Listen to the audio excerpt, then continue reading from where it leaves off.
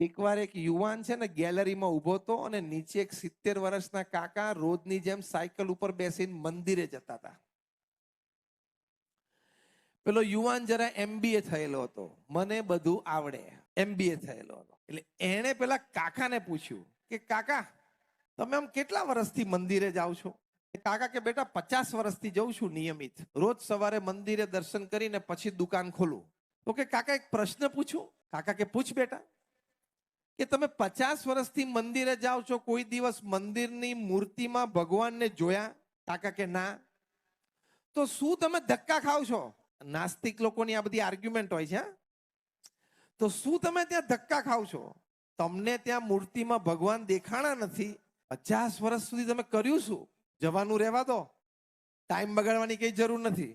70 વર્ષની ઉંમર થઈ, હવે 5-10 જીવવાના છે, શાંતિથી ઘરે આનંદ કરો ને, મંદિરે જવાની કઈ જરૂર નથી. કાકા કે તું નીચે આવ એટલે આપણે વાર્તાલાપ બરોબર કરીએ. ગેલેરીમાં ઉભો ઉભો બોલતો હતો, કાકાએ પછી નીચે બોલાયો અને પછી કાકા એક બહુ સુંદર દ્રષ્ટાંત આપ્યું કે રાત્રે બધો ટ્રાફિક બંધ થઈ જાય ને બધા માણસ ઘરમાં જતા રહે, પછી રોડ ઉપર બધા કૂતરાઓ ભેગા થઈને ભસતા હોય, એ અવાજ તે સાંભળ્યો છે? તો કે હા, ઘણી વાર, એમાં શિયાળામાં વધારે. તો કે એક કૂતરું ભસે એની પાછળ બીજા બધા ઘણા કૂતરા ભસવા માંડે, તે સાંભળ્યું? તો કે હા, એક કૂતરું દોડતું આમ એક તરફ ભસતું ભસતું, તો બીજા બધા કૂતરા એની પાછળ ભેગા જ જાય, આજુબાજુના શેર બધા ભસવા માંડે.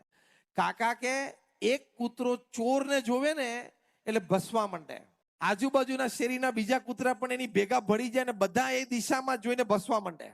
બીજા બધા કૂતરાઓએ ચોરને જોયો નથી, પણ વિશ્વાસ છે કે અમારામાંથી એક જણાએ જોયો છે ને ભસે છે ને, એટલે છે તો ખરો જ. અમારામાંથી એક જણાએ ચોરને જોયો છે અને ભસે છે, એટલે ગાંડો તો નથી, એટલે અમારે એને સાથ સહકાર આપવો. કાકાએ દ્રષ્ટાંત આપીને કહ્યું, એમ અમારામાંથી એક જણાએ નરસિંહ મહેતાએ જોયા, મીરાબાએ જોયા, તુકારામે જોયા, સંત જ્ઞાનેશ્વરે જોયા. એને જોયા છે ને, છે તો ખરા, મને પણ એક દિવસ દેખાશે. આ શ્રદ્ધાનો વિષય છે, આ વિશ્વાસનો વિષય છે. એટલે નાસ્તિકતાના વિચાર છોડી દેવા, આસ્તિકતા રાખવી